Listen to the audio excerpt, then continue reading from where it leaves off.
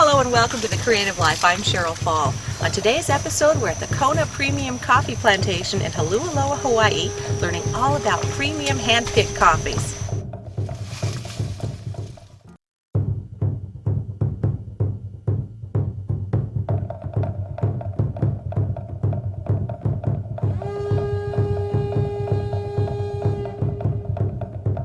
So David, where do your trees come from? Do you grow them yourself? Do you buy seedlings? We grow our own trees here from seed, and coffee breeds true. So you can take the seed from a tree, plant it, and get the same characteristics. Oh. And we constantly are replacing trees. Any tree that is genetically weak or gets sick, we're putting in new fields all the time. These are where we grow the seeds. This seed tray holds about 500 seeds, and they're growing now. And in about a month, we'll begin to get little seedlings like this. And that's what they look like when they come up. And they're actually grown from a bean? Yes. So the beans, up until the time that you put them in the roaster, are alive. Oh, they're okay. viable seeds, and you can plant them and grow new trees from them. Really? So anything that hasn't been roasted yet is still a potential That's coffee right. tree? Yep. That's why in the warehouse we're very quiet, because they're sleeping. Makes sense. So tell me a little bit about this variety of bean. These are all Arabica coffee trees, and very large size beans. They're called Kona typica in this area, but the species was developed over about 30 years by a combination of the University of Hawaii and George Yasuda. So these are unusual trees for Kona. That's why they're producing fruit this time of year. The trees are bigger, they're more robust, and they make fruit 12 months a year rather than just the typical 6. Oh, really? Yes, and most of the beans are very large size, which is the prized kind of coffee. And this is called the cherry, correct? Yes, these are cherries, and it actually is I like a broke cherry, this one open. and only in this case you save the pit and throw away get rid the pulp. and get rid of the Yeah. outside. And they have a kind of a good flavor. They taste a little bit like a green pepper. Oh, that's not bad. You could almost eat that by itself. Yeah. So then these are the beans inside, Yes. and they're still covered with like a membrane there. That's called mucilage. And we have a machine that actually does just what you did with your thumb, only very, very fast. And that's how the beans are popped out of the skin. Now, I noticed that you pick all your beans by hand. Is this a normal way to pick it? Most of the coffee in the world, about 95%, is not picked by hand, but is either strip picked, where they'll take everything on a branch and strip it one time. You get greens, you get beans that are way beyond their prime. Other ways of producing is to allow the cherry to actually dry to a kind of a raisin and fall on the ground, and then pick them up then and hull them at that point. Kona coffee is hand-picked. That's one of the reasons it's so expensive. For instance, on this farm last year, we picked 125 million beans approximately by hand. And that's a lot of work for very talented people. Now, David, why are some of these rows shorter than these other rows? We've got some really tall ones, and then we've got this short one stuck in here. Oh, we're doing something a little unusual here. We're using a pruning style that has been reborn in Kona. It's the Fukunaga pruning style, which was developed by a University of Hawaii researcher named Fukunaga. And his technique was to every year prune one row, and on a 3-year cycle. So you have these steps of trees, which a short row, a middle row, and a tall row. So it's every third row? Yes. Okay. And what that does is the production of the orchard goes up, the quality of the beans go up, and you get coffee every year. So traditionally they would just, if they weren't using that method, they would just cut everything down in an orchard and wait a full year for it to come back? Yes. They would stump the orchard every 3 to 4 years. You lose a year to 2 years of good production. And if you're in the roasted coffee business like we are, it's hard to get a customer and then tell them come back in 2 years and we'll have more coffee. So the Fukunaga is healthier for the coffee, and it's more in line with the kind of business that we have. Oh, that's interesting. So what's Ruben putting up on the platform here? Oh, these are bags that have just been picked in the field of cherry coffee, and they're ready for the pulping operation. So these are all the red ones with the skin still on them? Yes. Okay. And what do we do over here? The machine does, as we talked about before, the same thing of pinching the beans out of the cherry. Okay. And the machine does it very rapidly, about 1 ton per hour. Wow. So the beans have to be pulped on the same day that they're picked or the following morning, or they'll lose freshness. Okay. Here they're poured into the machine. They go through a destoning chamber, which takes any rocks out. Rocks are very bad for the machine. And then they flow into the pulper, or pulped.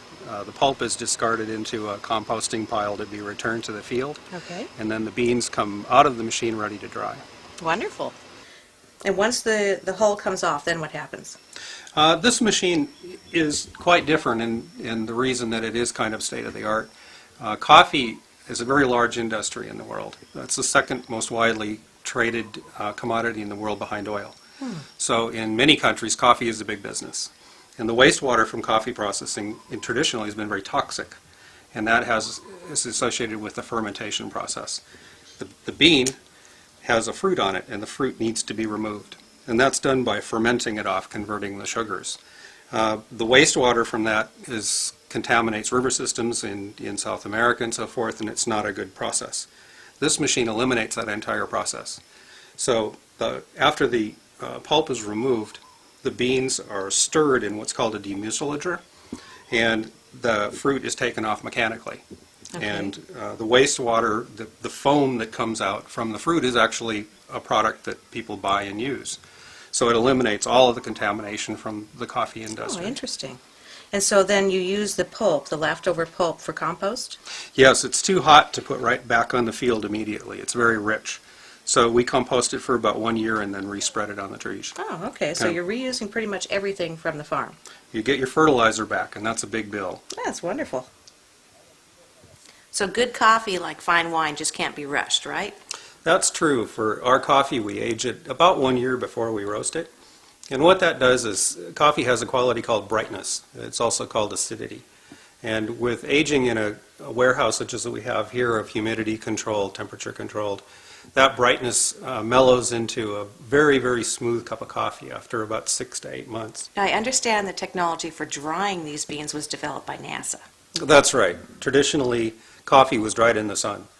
And that is not such a good method. It leaves it open to mildews, and if you get inclement weather, the beans are not going to dry well. So most of the world's fine coffees are dried today with either diesel fuel or propane. And essentially that just means hot air is blown through the beans, and if you get flavor contamination from diesel, then that's an unfortunate addition to your cup of coffee. What we've done here is borrow some technology from the Space Shuttle program to dry our coffee. Space Shuttle had a problem of too much moisture inside from the people and very little electricity to get it out. So they gave a grant to the University of Hawaii to solve that problem, and they developed technology for removing moisture with a very, very small amount of electricity. We've adapted that to coffee drying, and today we use low temperature dehydration based on that technology to dry all of our coffee. How long does it take to usually dry a bean? Surprisingly enough, diesel fuel, the fastest way, takes 30 hours, and our dryer also takes 30 hours. But you're using less energy. About 1/4 the amount of energy. And your beans are going to taste better because you don't have that fuel thing going. We think so. So after they've aged in those bags in the other room, they have to be graded Yes. and hulled. So these ones have been hulled. Now how do you grade the beans? The beans are graded for size, and we do some of the grading here with hand screens when we're doing small custom roasting. Like this type of screen? Yes, this is, in fact, is a peaberry screen. The peaberry is the smallest and most prized of the Kona beans, and there are screens that catch just that grade. So we'll grade them for large production coffee. We have that state inspected. The state of Hawaii actually has rigid laws about the quality of Kona coffee, and the inspectors not only look at the coffee beans through a microscope, do detailed inspections, they also cup it, which means they brew some and drink it, which is Little probably taste a pretty test. good job. That would be a nice job. Yes. I volunteer. Ah, And then from here, you would roast these as the orders come in. You don't roast until an order actually comes in, correct? that's right. We're a pure e-commerce business, Okay. and as a result, we get our orders every morning on the internet. Just like this one here. Yes, from around the world. They tell you what they want, you roast it to order, That's right. fill the bag, and ship it off? And we only roast on the day that it's shipped. Fresh coffee is very much like a chocolate chip cookie. It's wonderful when it's roasted and consumed within a day or two of making, but after it sits on the shelf for a while, it loses a lot of its quality. So, Now, tell me about that hole when it comes to quality. oh, that's called a fresco valve, and that allows air to get out because when we roast the coffee, a lot of gas comes out of the fresh roasted bean, so it needs to escape the bag.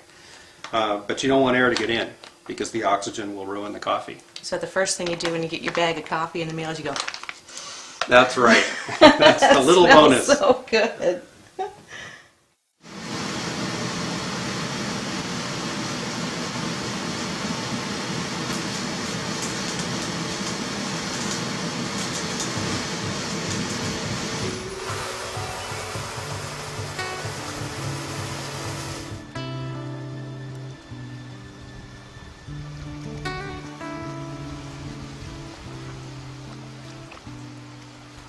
Calling you back to the garden. I'm bringing you back to that very first time.